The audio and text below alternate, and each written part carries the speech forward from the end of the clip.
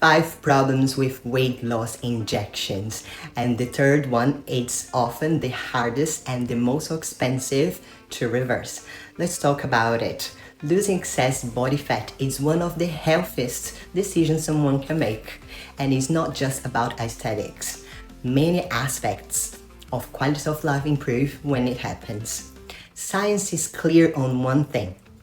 The most consistent path to sustainable weight loss is start with nutrition, especially the ability to deliver high nutrient density with fewer calories.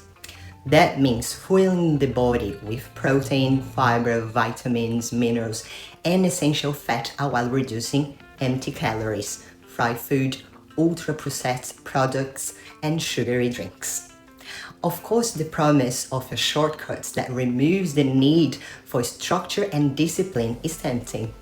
That's exactly why millions of people are now turning to expensive injections. They do work, but at what cost? The current medication based on weight loss model comes with some serious issues. First, the mechanism.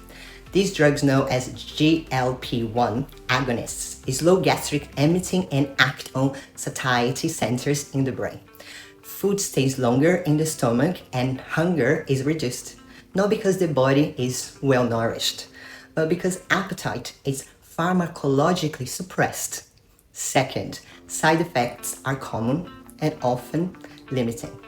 Nausea, vomiting, constipation, or persistent diarrhea, headaches, reflux, abdominal pain, and discomfort are frequently reported. Third, the loss of what should never be lost.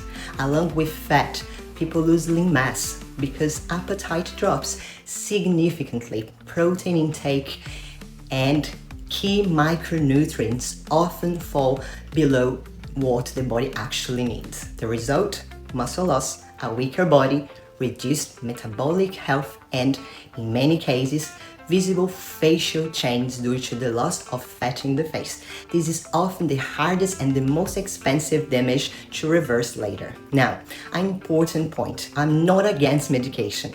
I truly believe it can play a role in the treatment of obesity and can be helpful, very helpful in specific clinical contexts, especially when used strategically and with proper support. The problem is when it's treated as a magic pill, a standalone solution without nutrition structure, movement, education, or long-term behavioral change. Medication should be a tool, not the foundation. And fourth, clinical risks. There are studies that show increased signals for bronchitis, gastrointestinal complications, vision issues, and even early worsening of diabetic retinopathy in some patients. And finally, practical dependency. Maintaining results usually depends on continued use.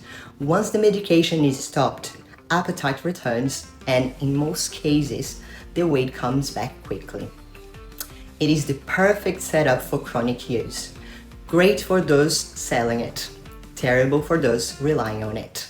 The truth is simple, even if it's not easy, sustainable fat loss without the typical side effects of medication will always come back to smart nutrition and conscious movement.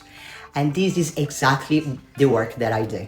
I help high-performing women rebuild their health, body composition, and energy without shortcuts, without extremes, and without becoming dependent on solutions that don't teach the body how to function on its own. If you want a structured, science-based approach that respects your body, your lifestyle, and your long-term results, send me a message or reply START, and let's do this properly, once and for good.